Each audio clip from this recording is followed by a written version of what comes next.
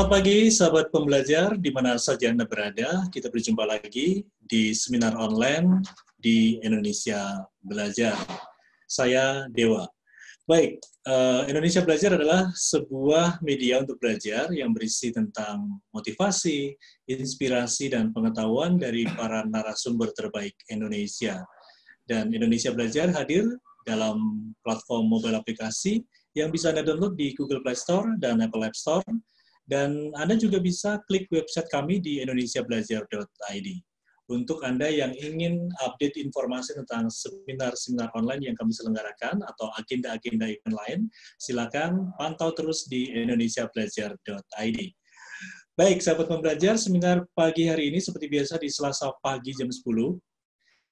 Sana hari ini sudah transisi ya, antara ada beberapa kota yang sudah dilonggarkan PSBB-nya, ada juga daerah-daerah yang masih diperpanjang PSBB-nya sampai akhir bulan ini.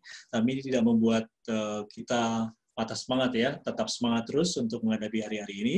Dan hari Selasa pagi ini kita akan ngobrol dan dimotivasi lah ya, di-sharing banyak hal tentang apapun yang nanti kita akan sharingkan. Kita udah dengar suara ketawanya. Beliau adalah Mas Silly Agung Mahasiswa. Selamat pagi Mas Silly. Mas Silly ketawa kenapa ya? Senang atau? Iya, kok mendadak ada aura bahagia gitu, Toto. Loh, terus jadi ketawa dengan sendirinya gitu, Mas.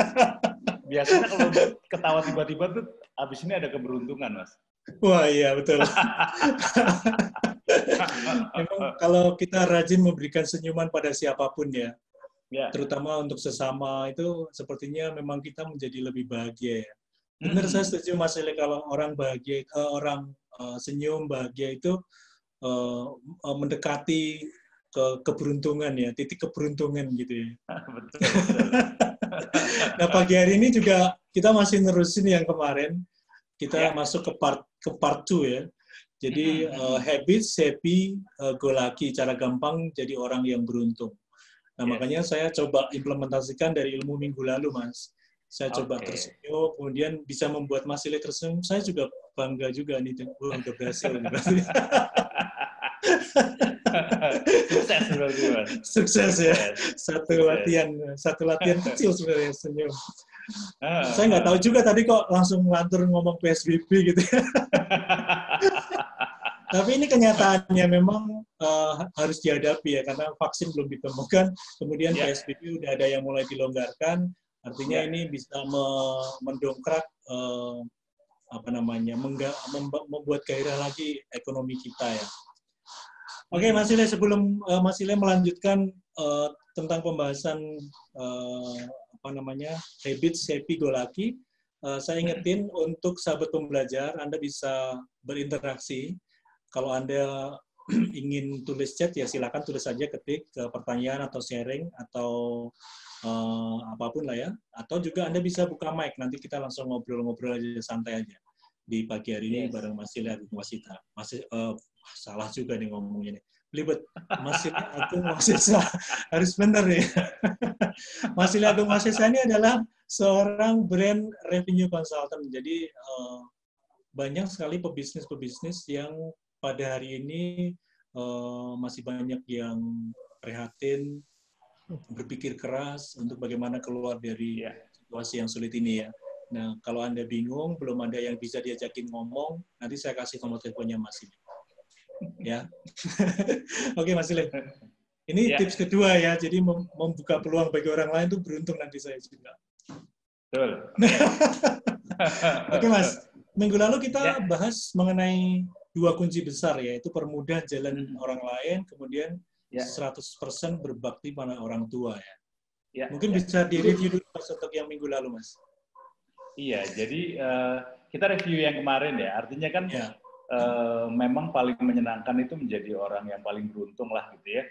Nggak usah ngapa-ngapain, tahu-tahu rezeki datang sendiri, kemudian masalah terselesaikan sendiri. Kan itu yang paling menyenangkan tuh. Nah, selama ini kan banyak yang nganggep bahwa itu tuh udah gifted gitu ya, given gitu dari atas gitu. Padahal sebetulnya dari atas itu akan ngasih kalau kita mau kondisikan dulu gitu. Sehingga kemarin tuh kita cerita tuh 2 elemen besar kalau kita mau jadi orang yang beruntung gitu ya, menjadi lucky luck lah gitu ya.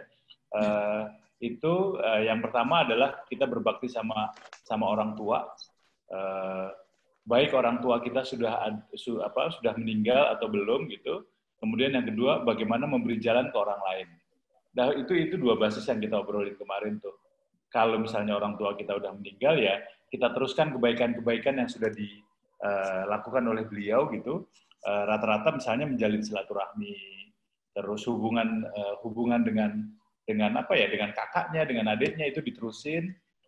Kalau ada amalan-amalan yang baik, misalnya apakah sering sedekah, apakah sering ngasih orang, apakah menghidupi orang lain, itu juga diterusin. Nah, yang kedua adalah bagaimana kita memberi jalan orang lain. Memberi jalan orang lain itu mudah gitu ya, karena yang paling gampang kalau sekarang nih Mas, mumpung PSBB jalan udah macet gitu ya, ya udah saatnya kita latihan tuh untuk memberi jalan dalam artian yang sebenarnya. Di jalan kita ngalah, ada yang nyalip ya silakan gitu, dengan keikhlasan yang muncul. Nah, dua hal itu yang kemarin kita bahas, Mas.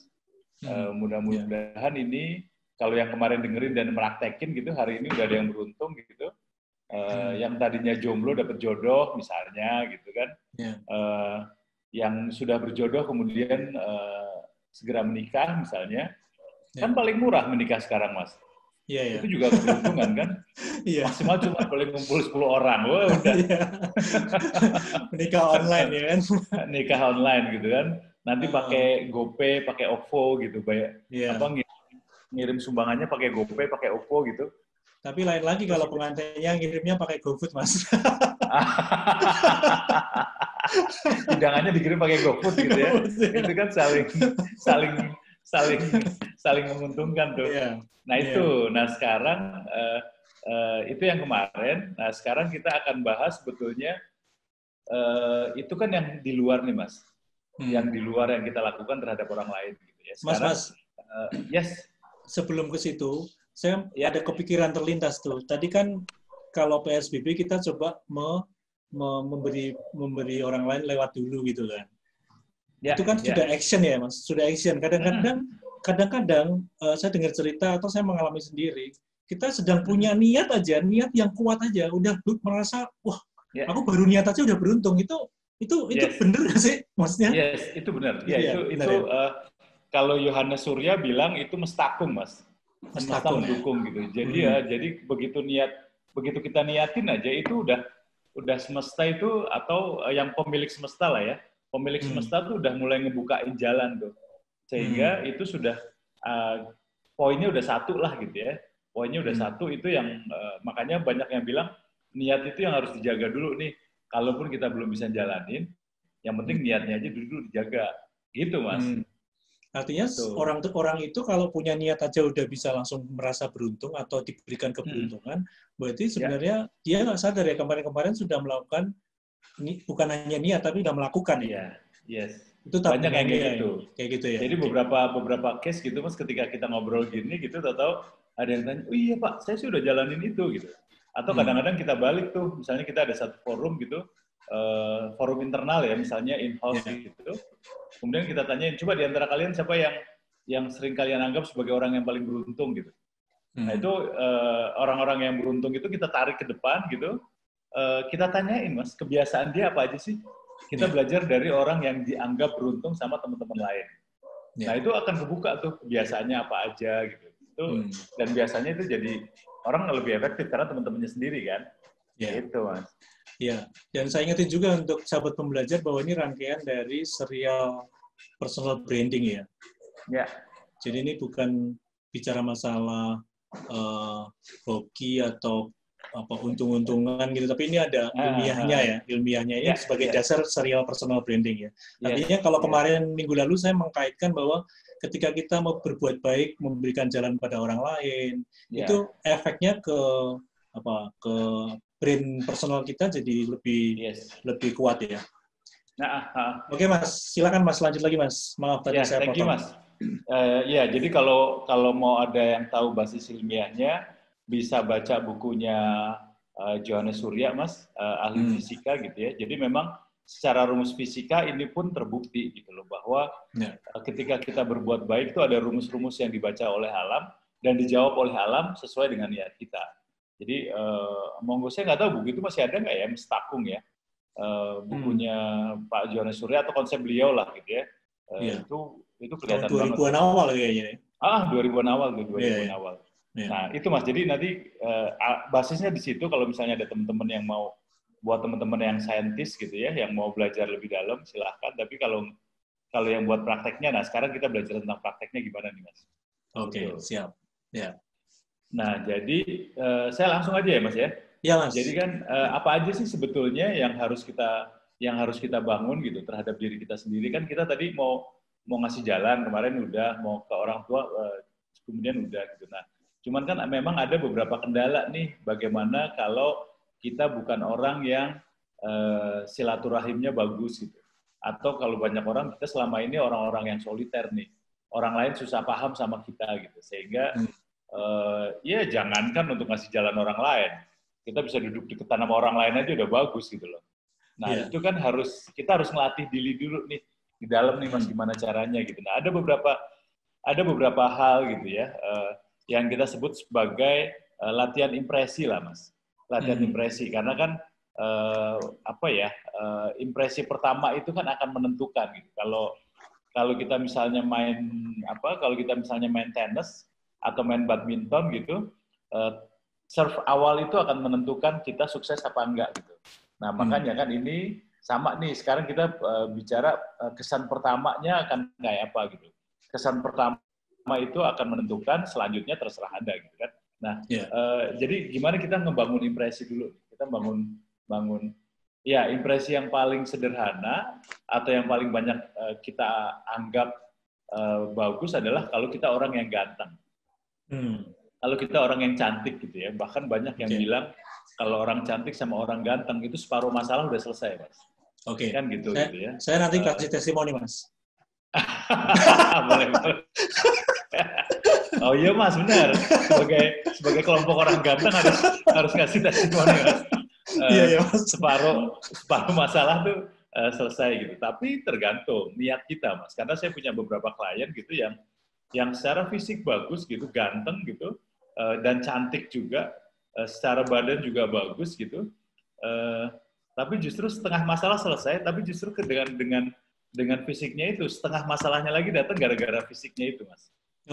Kemudian karena dia cantik, kemudian dia nggak bisa membedakan antara orang yang datang dengan tulus atau karena kecantikannya gitu.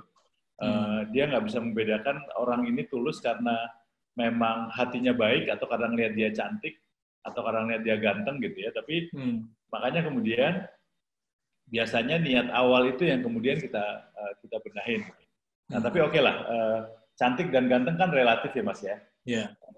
Kasihan buat teman-teman yang jelek tuh Mas, kayak saya misalnya gitu ya, bukan jelek lah. Kalau cantik kan relatif, ganteng relatif. Kalau jelek kan absolut Mas. Kita nggak bisa ngerubah gitu ya, kecuali kita mau kita mau operasi plastik gitu. Tapi nggak usah khawatir gitu, yang pas-pasan kita punya yang namanya inner beauty. Inner beauty itu adalah yang kita sebut sebagai kecantikan dari dalam. Nah, impresi pertama itu justru datang dari inner beauty tadi, kecantikan yang ada di dalam diri kita gitu. Dan itu bisa kita latih. Kita bisa latih karena kalau wajah nggak bisa kita latih, tapi kita bisa melatih yang namanya tekanan suara. Nada suara itu bisa kita latih, Mas. Makanya kemudian untuk menjadi beruntung salah satunya ya latihan vokal gitu ya, latihan suara. Mungkin bisa latihan sama Mas Dewo gitu atau sama teman-temannya Mas Dewo. Orang-orang radio tuh punya kapasitas bagaimana menjadikan suara kita menjadi mikrofonik gitu ya. Menjadi mikrofonik yang begitu denger aja langsung jatuh cinta gitu. Bahkan kayak Mas Dewo nih, kita denger suaranya aja gitu, orang bayangannya udah macem-macem tuh. Ada yang bilang kayak Thor gitu ya, ada yang bilang kayak apa gitu. Tapi itu yang namanya mikrofonik. Jadi kita bisa ngelatih suara kita kayak apa. Nanti monggo hubungin Mas Dewo kalau mau latihan seperti apa. Tapi makasih Mas dipromosiin. Iya, jadi intinya bagaimana kita melatih suara biar kalau orang dengar tuh langsung adem gitu loh. Suaranya tuh mikrofonik itu satu. Nah, kan ada dua model pelatihan. Yang satu kita melatih pita suara kita, yang satu melatih pita suara itu bagaimana kita melafalkan sesuatu dengan fasih gitu, A, I, U, E, O-nya itu dengan fasih. Kemudian itu yang namanya pita suara. Terus yang kedua adalah ketahanan suara perut. Bahwa kalau kita bicara itu pakai suara perut, pakai udara yang kita simpan di perut, bukan udara yang kita simpan di rongga dada. Ini yang perlu nih, karena kadang-kadang kalau kita pakai suara tenggorokan gitu ya, suara yang ada di kerongkongan itu nggak bertahan lama, karena kemudian tenggorokan kita akan jadi sakit. Makanya kemudian kita harus pakai suara perut. Nah, itu yang harus dilatih. Itu tadi bisa menghubungi Mas Dewo tuh. Jadi suara kita tuh jadi enak lah gitu ya. Nah, yang kedua, dan ini harus latihan sendiri, adalah ketulusan yang muncul dari suara itu. Bagaimana kita care, bagaimana kita ketawa, bagaimana kita senyum, bahkan bagaimana kita diam, itu harus menunjukkan ketulusan kita gitu. Sehingga orang bisa tahu, bahkan ketika kita susah gitu ya, orang tuh akan melihat bahwa, oh ya kita lagi susah nih, lagi nggak mau diganggu, ya udah it's fine. Bukan, itu harus dilatih. Karena kalau enggak, kemudian kita susah, orang tuh bawaannya udah sebel gitu. Bawaannya pengen gaplok gitu. Lu ngeliat tampang lu nggak nyenengin banget sih gitu. Kan ini harus latihan nih. Gimana caranya kita susah tapi kita tetap disukai sama orang gitu ya. Wah, ini memang kebiasaan yang harus yang disiapkan. Jadi itu yang pertama, kita bisa latihan bisa latihan vokal, intonasi bicara gitu. Kita ngomongin fisik deh setiap hari. Misalnya setiap hari kalau bangun subuh gitu, habis beraktivitas subuh gitu, ada yang sholat, ada yang zikir, ada yang yoga gitu ya, ada yang berdoa gitu. Nah, biasakan untuk 1 menit aja kita ngelatih suara. Ngelatih suara dan ngelatih pita suara dengan tadi A, I, U, E, O gitu ya. Cuman panjang gitu. Itu sekaligus nanti sama ngelatih suara perut. Jadi kita menggunakan nafas yang kita tahan di perut. Itu yang harus kita lakukan pertama tuh. Jadi nanti pelan-pelan baru kemudian kita belajar bagaimana ketika berhadapan sama orang lain. Kan tadi kita pengen ketulusan kita dilihat nih. Nah, cara paling gampang bahwa kita akan ditangkap sama orang lain, kita harus menangkap apa yang ada pada orang lain dulu. Jadi ini kembali pada konsep give and take itu, Mas. Sebelum kita mau dianggap tulus, sebelum kita diperhatikan tulus, ya kita harus dengan tulus memperhatikan orang lain. Itu makanya salah satu latihannya adalah bagaimana cara menatap mata lawan bicara. Jadi kalau ngomong, ya gimana caranya matanya itu kita tatap. Dan itu jaraknya apa ya? Jaraknya sekitar 30 cm. Jadi di depan sini pas dahi ini, terus kemudian kita ambil 30 cm. Nah, ini yang jadi sudut pandang nih. Jadi sudut pandang kita itu 30 di depan, 30 cm lah di depan dahi lawan bicara. Itu yang dahi kita lah. Itu sebagai sasaran lah. Kalau teman-teman yang suka nembak gitu, itu pinnya itu ada di depan sini nih. Pin ujung senapannya itu ada di depan sini. Nah, ini yang jadi perhatian. Itu yang harus dilatih, karena nggak gampang natap mata orang lain itu nggak gampang, Mas. Natap tapi dengan senang itu nggak gampang. Jadi makanya nanti kita harus mempersepsikan orang di depan kita itu siapa gitu. Oh, ini adalah, ya anggap aja ini pacar kita dulu yang pertama, misalnya kalau kita masih sayang gitu ya.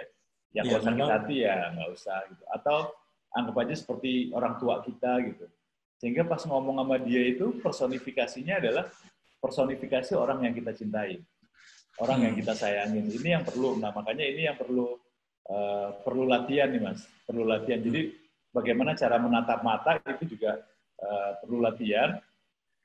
Kalau secara ekstrim sebetulnya kita bisa mulai dengan ngambil pasangan gitu ya, artinya nyari teman untuk belajar saling natap gitu. Latihan gitu ya.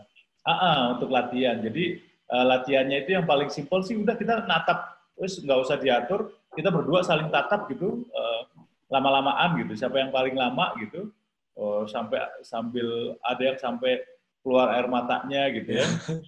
Nah, itu nanti lama-kelamaan kemudian muncul, kita ketawa, kemudian kita senyum, terus muncul secara natural tuh muncul gerakan-gerakan alami dari cara menatap orang tuh, Mas. Nah, itu juga bisa kita lakukan. Kalau buat teman-teman yang sudah berpasangan, ya lakukan dengan pasangan gitu, sambil bercanda aja, sambil santai, waktunya nggak lama, paling 1 menit gitu setiap hari. Nanti lama-kelamaan akan tambah lama menjadi 3 menit, menjadi 5 menit gitu ya. Itu akan jadi kegiatan yang menyenangkan. Buat teman-teman yang masih jomblo ya segera cari gebetan gitu ya. Atau kalau udah ada gebetan belum jadi, ini bisa jadi kesempatan nih. Yuk kita latihan bareng, yuk saling tatap gitu ya. Itu kan jadi menarik. Jadi itu Mas salah satu latihan untuk membangun inner beauty itu adalah bagaimana kita kemudian latihan menatap orang lain. Itu. Nah, itu sih Mas secara umum Mas. Iya. Jadi yang penting inner beauty ini menjadi hal yang penting ya artinya ya. Di mana cantik, ganteng itu kan tadi Mas Sili bilang relatif ya. Yang merasa ganteng, cantik ya syukur lah ya. Yang sudah mendapat pujian banyak orang lain, kalau memang confirm bahwa cantik ya ganteng ya disyukuri. Tapi lebih penting lagi memunculkan inner beauty itu pesannya ya Mas ya. Yes. Ya, oke. Oke, Mas Sili, ini sudah ada yang tulis chat. Saya mungkin mempersilahkan dulu untuk dibacain ya. Saya mempersilahkan Pak Benijan untuk saya bacain ya. Ini agak panjang juga, saya belum baca soalnya. Selamat pagi Pak, saya mau tanya, saya pernah tes sidik jari, di situ dibilang bahwa hasil sidik jarinya mengatakan bahwa saya masih ada luka dan masih belum memaafkan papa saya. Secara memang semasa hidupnya papa saya banyak menyakiti keluarga termasuk mama saya. Sekarang papa saya sudah almarhum. Apa yang saya harus lakukan sesuai analisa sidik jari tersebut, terlepas itu betul atau tidaknya, karena saya merasa kok sering gagal dan ada problem dalam pekerjaan atau bisnis saya seperti belum beruntung. Jujur saya malah sudah tidak kepikiran kesalahan yang papa saya udah lakukan dulu terhadap keluarga, dan saya sudah merasa memaafkan papa saya dan lupakan kesalahan dulu. Terima kasih, Pak. Oke, makasih Pak Bani. Silakan Mas Ili. Thank you, Pak. Ya, jadi ini salah satu case yang menarik ya. Memang untuk sampai masuk ke lingkaran keberuntungan kan orang tua nomor 1 gitu ya. Kalau kita bandingin antara papa dan mama gitu, itu levelnya adalah 3:1. Jadi mama itu punya pengaruh 3 kali lipat dibandingin dengan papa gitu. Tapi bukan berarti papa nggak punya pengaruh ya, itu satu. Kedua, oke lah, kita terlepas dari masalah sidik jari tadi benar apa enggak gitu. Saya pikir sudah memaafkan itu adalah salah satu faktor yang sudah dilakukan. Nah, hanya bedanya memang ketika papa sudah meninggal, itu statement memaafkan itu tidak bisa berhenti hanya pada sampai level statement. Level statement itu harus diwujudkan dalam bentuk tadi, Mas. Bagaimana kita meneruskan perbuatan-perbuatan baik yang dulu dimiliki oleh papa. Yang paling gampang nih, misalnya kemudian papa kan pasti punya teman dekat tuh, pasti punya beberapa teman dekat yang sekarang udah lost contact gitu ya. Udah kita coba aja hubungin, kita coba hubungin kita coba hubungin teman-teman dekatnya, terus kemudian ngobrol aja gitu. Dulu kesukaan papa apa aja sih sebetulnya yang kemudian membuat orang lain suka. Nah itu yang bisa dilanjutkan tuh. Itu satu. Yang kedua, bisa jadi ketidakberuntungan ini juga karena mungkin sama mama misalnya. Saya nggak tahu Pak Bedi sama mama seperti apa gitu ya. Tapi mama itu adalah, kalaupun kita nggak punya dendam sama mama, itu bagus gitu ya. Mama itu semacam pembuka gerbang keberuntungan. Kadang-kadang bahkan secara ekstrim, saya dulu punya mentor gitu, CEO perusahaan global gitu, CEO perusahaan global, marketing director sebuah minuman nomor 1 lah gitu ya. Itu kalau ada masalah, sekalipun hubungannya baik sama ibunya, dia selalu pulang ke Jogja. Dia selalu pulang ke Jogja, kemudian dia cium ibunya, kemudian dia minta maaf gitu, dia peluk ibunya. Ibunya cuma bilang, ya udah Le, nanti nanti akan pokoknya kamu tak restuin. Udah, ibunya cuma bilang gitu. Ibunya cuma bilang gitu, dan tahu ibunya nggak punya ilmu apa-apa gitu, tapi begitu pulang, jalannya udah kebentuk. Itu salah satu dua gitu ya. Nah, yang berikutnya adalah kemudian memaafkan, Mas. Bisa jadi kita menjadi nggak beruntung karena ada orang-orang yang belum memaafkan kita, atau ada orang-orang yang belum kita maafin. Itu makanya kalau kita misalnya ngelihat yang rekaman pertama kemarin ya, Mas, menjadi orang beruntung itu, kita list tuh setiap hari, setiap mau tidur itu, kita harus list orang-orang yang mau kita maafin siapa aja. Terus orang-orang yang belum kita minta maafin siapa aja. Nah itu datengin aja, berat banget. Oh, itu berat banget, pasti berat lah. Tapi once itu terlampaui, insya Allah sih semua keberuntungan akan datang. Itu Mas Dewo. Oke. Ya. Oke, Pak Badicen, semoga terjawab ya. Jadi tadi Mas Sile menyarankan ada beberapa yang harus dilakukan ya. Termasuk mencari teman-teman dekat ya, misalnya teman dekat Papa gitu ya. Seperti minggu lalu saya juga bertanya pada Mas Sile, karena Bapak Ibu saya sudah tidak ada, bagaimana cara berbakti ya? Saya dikasih saran sama Mas Sile bahwa saya harus melanjutkan beberapa yang pernah sering dilakukan oleh Bapak Ibu saya gitu ya. Mungkin ini bisa dilakukan Pak Bani. Pak Bani sudah menjawab, baik Pak, makasih banyak. Oke, terima kasih Pak Bani. Semoga ke depan selalu beruntung dan sukses bisnisnya ya.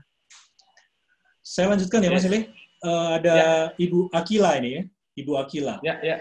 Dalam Al-Quran, surat Al-Baqarah, ayat 1-5 disampaikan bahwa untuk jadi orang yang beruntung. Bagaimana mensinkronkannya menurut Bapak Silih? Yes, Pak. Thank you, Bu Akila. Al-Baqarah menjadi salah satu acuan sebetulnya untuk menjadi orang beruntung gitu ya. Kalau kita Muslim itu kita berpatokan dengan ayat 1-5 gitu, terutama di ayat ketiga, Bu.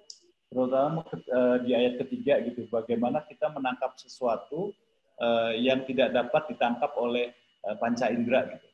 Kan itu salah satunya bisa dijalankan oleh agama yang lain juga, yaitu bagaimana menafkahkan sebagian rezekinya yang sudah dikasih sama Allah, kan itu yang paling penting. Nah, menafkahkan rezeki kan banyak. Kita kan diberi rezeki bukan hanya dalam bentuk uang. Kita diberi rezeki itu dalam bentuk fisik juga gitu ya, sehingga kita bisa nolong orang lain. Kita bisa tersenyum sama orang lain gitu. Ini salah satu contoh bagaimana kemudian kita bisa menjadi orang beruntung karena itu tadi. Tapi ada beberapa yang kemudian yang hanya bisa dilaksanakan oleh teman-teman Muslim gitu ya, terutama ketika kita meniru Rasul, kemudian ketika kita harus menjalankan ibadah sholat, itu yang jadi sangat relate dengan itu. Yang menarik lagi sebetulnya kalau kita mau mengaitkan dengan Al-Baqarah itu, sebetulnya keberuntungannya bukan hanya pada saat sekarang, tapi keberuntungan yang kita dapatkan sampai setelah meninggal. Ini yang menarik, Bu, karena ada beberapa diskusi gitu dengan beberapa orang Jepang gitu. Mereka juga lihat, iya ya, kita tuh udah ngejalanin Al-Baqarah ya gitu. Kemudian sampai pada kesimpulan yang ayat kelima itu bahwa bedanya adalah kalau yang dilakukan oleh orang-orang Jepang dengan kebaikannya, mereka belum sampai pada pasca kehidupan nih. Mereka baru sampai bagaimana caranya membuat kehidupan yang muncul. Jadi itu yang jadi sangat sinkron dengan itu, Bu. Terutama bagaimana menafkahkan rezeki kita, tapi tolong dipahamin bahwa rezeki kita itu bukan hanya materi. Money itu juga materi, tenaga itu juga materi, rezeki gitu ya. Itu kan rezeki. Jadi rezeki kita luas gitu. Nah, hanya memang kadang-kadang kita nganggap rezeki itu duit gitu loh, Mas. Padahal ketika bangun pagi kita udah bisa menghirup udara segar, itu juga rezeki gitu. Nah, terus dapat sinar matahari juga rezeki. Banyak banget rezeki yang bisa dilakukan. Gitu, Bu Akila. Oke, Bu Akila, semoga terjawab. Jadi ini sangat sinkron ya, sangat related sebenarnya hubungan dengan surat Al-Baqarah ya, dengan apa yang disampaikan Mas Silih pada minggu lalu dan minggu ini ya. Oke, baik. Saya ingatkan lagi untuk sahabat pembelajar, kita masih ada waktu. Silakan kalau Anda mau mentik. Kalau sudah sering WA selama work from home ini kan udah males ya ngetik-ngetik gitu. Langsung bicara juga nggak masalah. Langsung buka mic. Saya persilakan kalau ada yang mau bertanya atau menyampaikan sharing atau apapun, atau Anda yang khususnya belum beruntung ya, belum merasa beruntung sampai hari ini ya. Sebenarnya cara-cara untuk menjadi beruntung juga memang seperti judulnya, memang sepertinya gampang ya Mas ya. Memang kadang seringkali memang susah untuk dilakukan ya. Gampang mempersilahkan orang lain, tapi dalam kenyataannya di mobil, gimana sih marah-marah sendiri gitu ya. Ini yang membuat titik keberuntungan menjauh gitu ya. Mas, ini sambil nunggu teman-teman sahabat pembelajar untuk mengetik dan mungkin nanti bisa buka mic. Kemarin ada sempat disinggung software sama hardware, Mas. Ya. Kemarin ada bocoran hardware itu. Saya juga mungkin bisa direview sedikit, Mas. Iya, kalau yang kita omongin kan yang kemarin dan yang sekarang kan kita masih software nih, Mas. Masih software, ya? Artinya ini masih bicara nanti cara berjabat tangan, cara memuji orang lain, gitu. Cara manggil nama orang lain itu kan sebagian dari software yang kita lakukan. Cara manggil nama aja udah diatur ya? Cara manggil nama itu diatur. Cara manggil nama itu diatur. Karena kita harus tahu pasti namanya itu siapa sih gitu. Bahkan nanti kita bisa merefleksikan ke diri kita sendiri gitu ya. Karena salah satu faktor yang membuat orang lain suka atau yang memproduksi kelenjar endorfin gitu sehingga kita senang itu adalah nama, Mas. Adalah nama. Jadi begitu kita dipanggil namanya, terutama nama kecil gitu, itu endorfinnya langsung berproduksi. Ketika endorfin berproduksi, udah pasti hubungannya kemudian jadi positif gitu ya. Orang memandang kita dengan positif. Itu kalau itu di yang bisnis, namanya software. Kalau di bisnis itu kan biasanya untuk pelayanan ya. Misalnya saya dipanggil ketika saya masuk ke pesawat bisnis kelas gitu ya, terus saya dipanggil, selamat pagi Bapak Irno pribadi Dewa Dirgantara gitu ya. Itu langsung seneng ya. Iya benar. Itu penting ya. Itu penting. Makanya itu kan frontliner ya Mas ya. Kalau di bisnis itu kan frontliner kan. Itu artinya jadi apa ya? Brand karakter perusahaan ya Mas.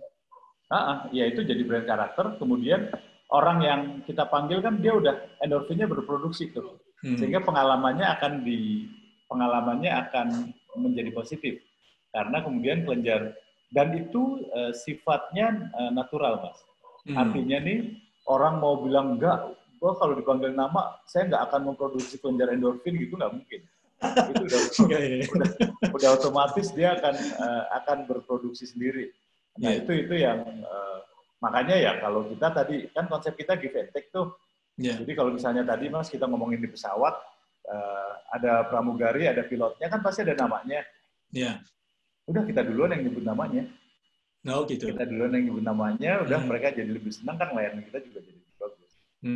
Itu sering dipraktikkan Mas Ile pasti ya?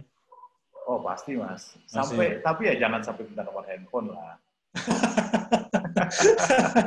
Kan kita cuma pengen membahagiakan orang lain aja. Oke. Ini masih software ya? Dan membangun latihan impresi tadi juga masih software kan ya? Masih software. Nanti hardware itu ketika kemudian potongan rambut seperti apa, bagaimana kulit kita biar bersih, bagaimana biar nafas kita bisa panjang kalau ngomong gitu ya.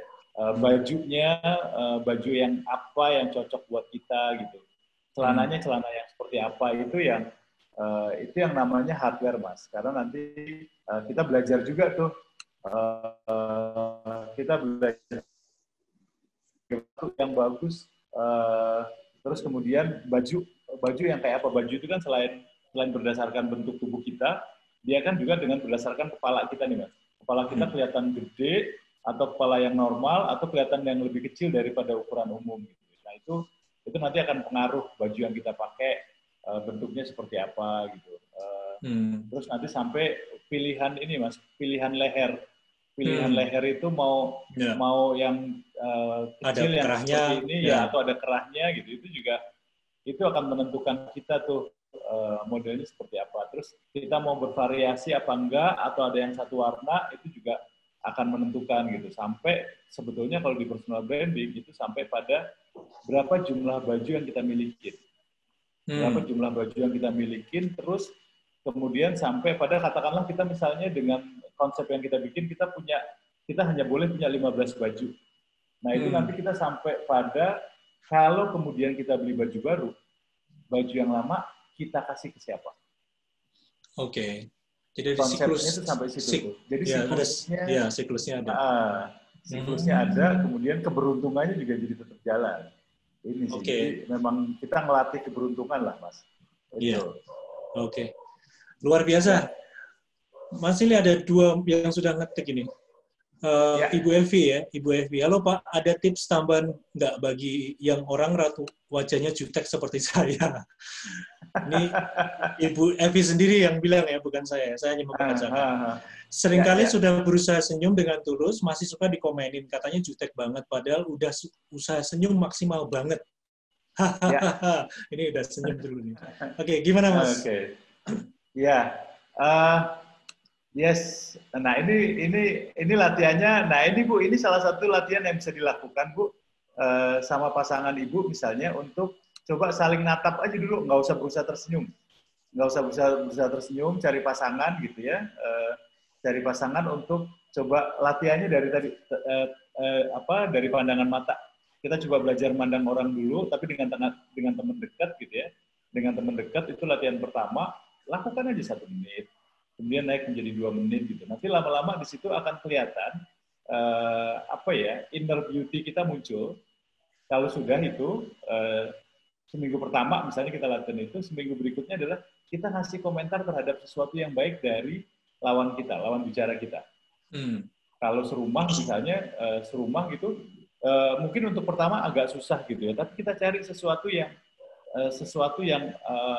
yang di luar, yang nggak common lah gitu ya. Katakanlah kita serumah dengan orang lain gitu, dengan kakak kita atau dengan adik kita.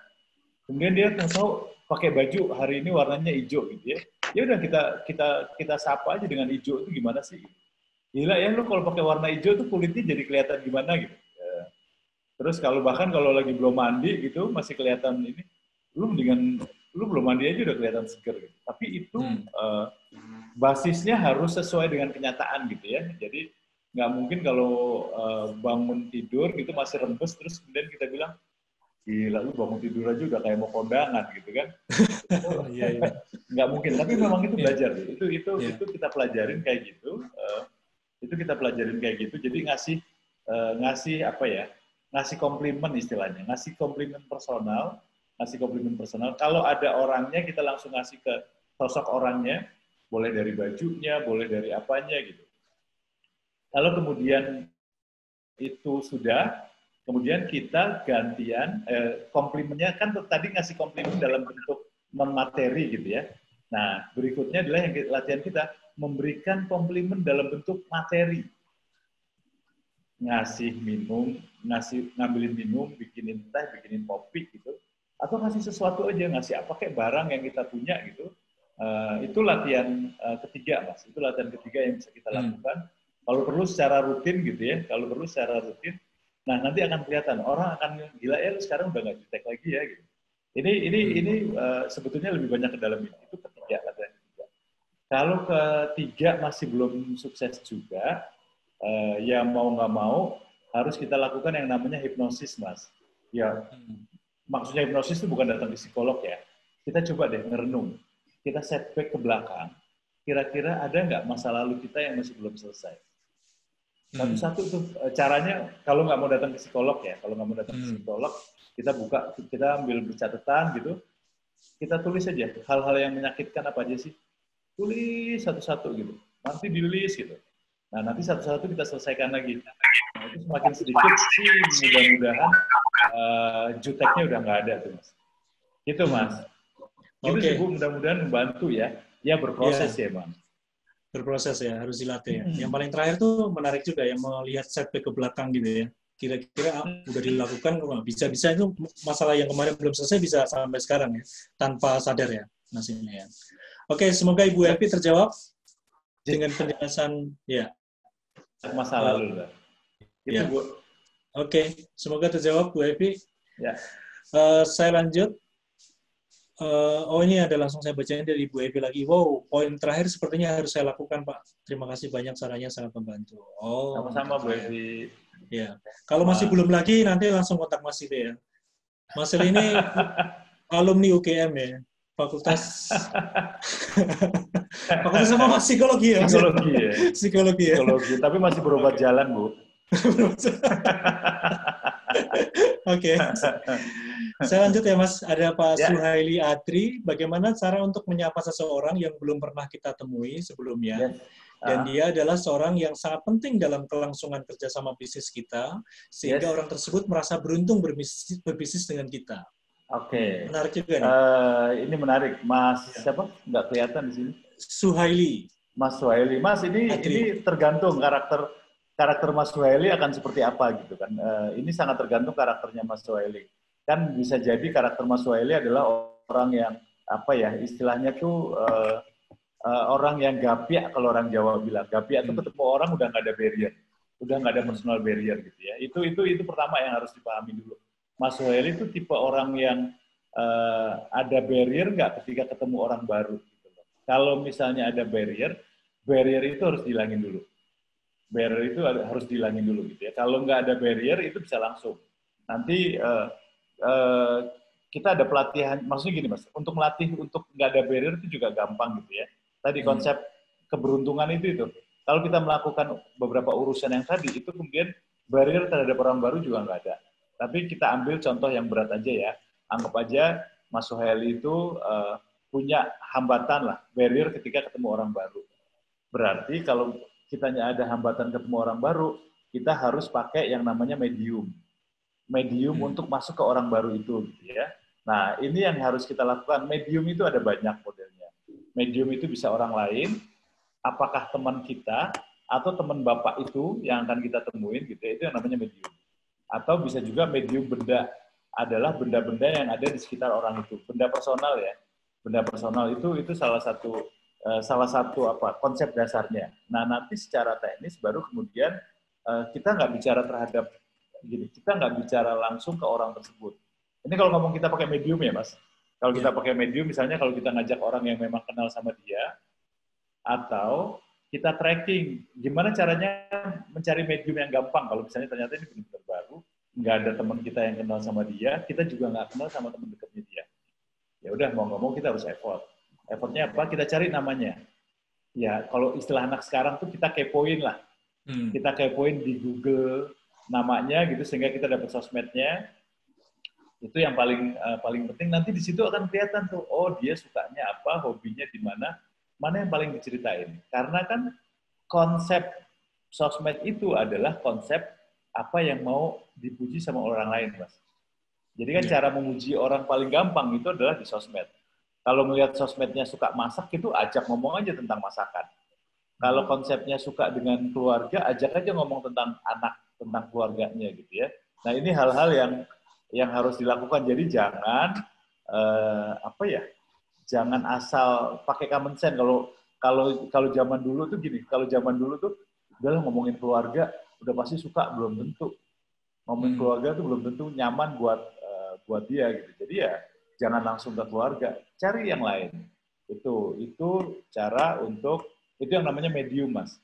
Medium itu ada sesuatu yang kita pelajarin, kita tahu harus ngomong apa gitu. Nah, habis itu baru kita direct ke orangnya. Direct ke orangnya itu tadi dengan memunculin sikap kita tuh udah langsung tadi, nggak ada barrier, udah enak ngobrolnya. Istilahnya kan, istilahnya itu kita nyamain frekuensi. Kita nyamain frekuensi ketika orang itu kita harus sama gitu. Nah, cara nyamain frekuensi sebetulnya secara nggak sadar kita udah sering ngomongin, Mas. Kita sudah sering lakukan, cuman lupa. Itu yang kita lakukan kalau kita lagi nunggu dokter, kalau kita lagi antri di mana gitu ya. Itu pasti sama ngomong sebelah itu kita coba tanya, dulu rumahnya di mana, tinggalnya sama siapa, anaknya berapa. Itu namanya nyamain frekuensi, Mas.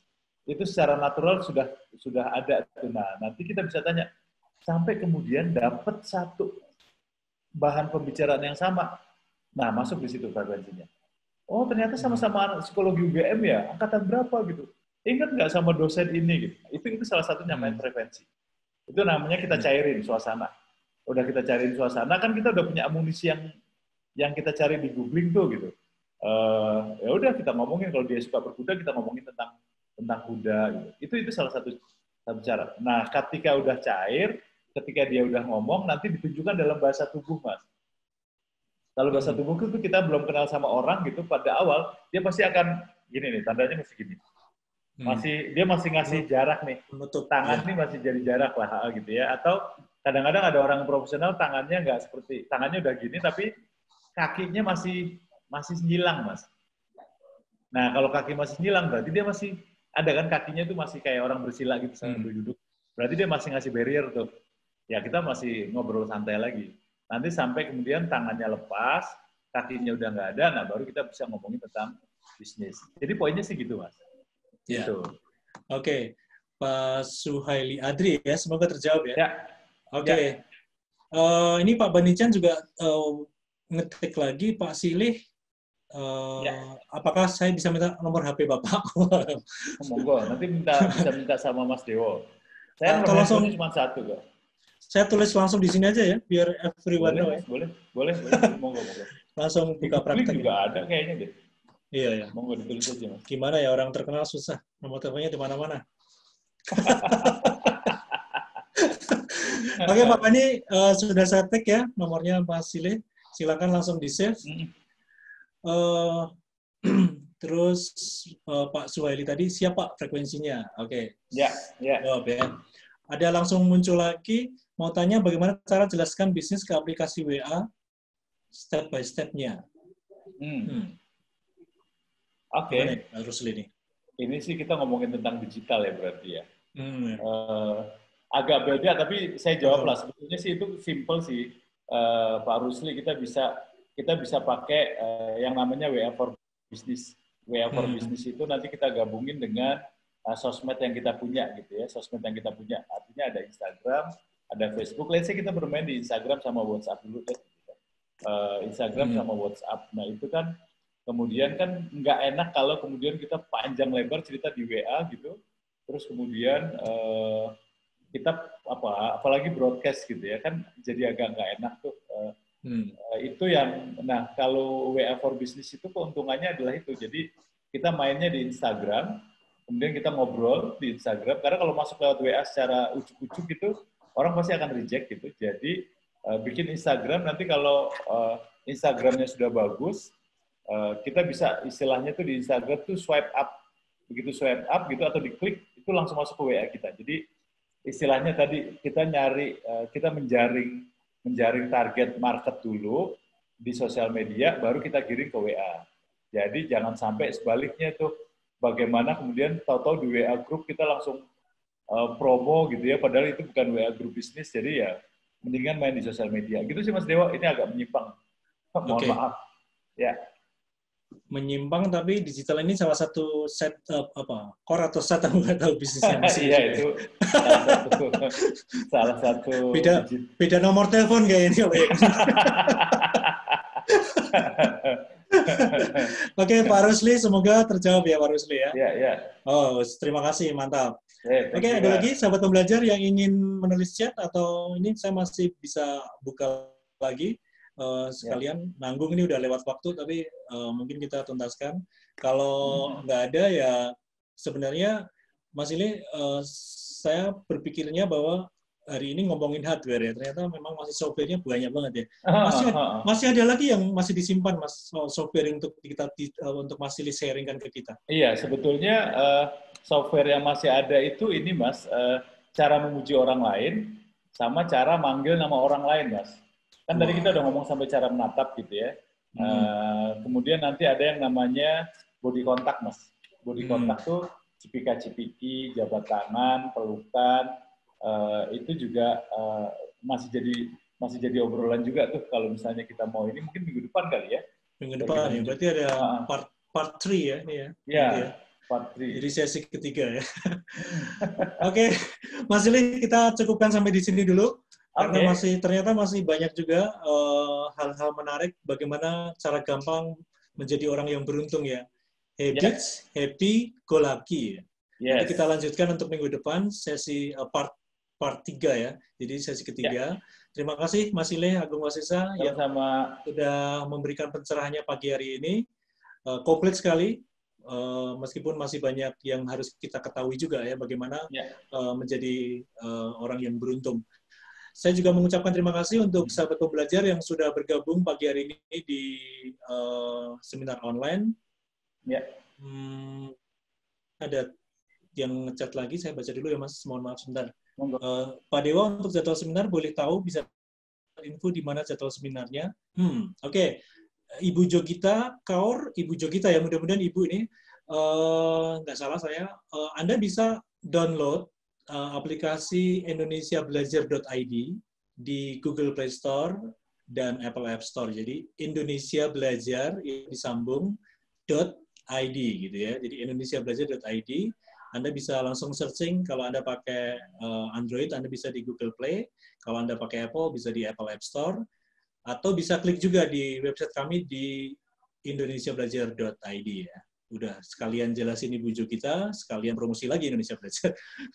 Oke, terima kasih Bu Jogita. Terima kasih sekali lagi Mas Ilya Kumwasesa. Ya, terima kasih semuanya. Kita berjumpa lagi Selasa pagi minggu depan. Salam sukses luar biasa. Stay healthy.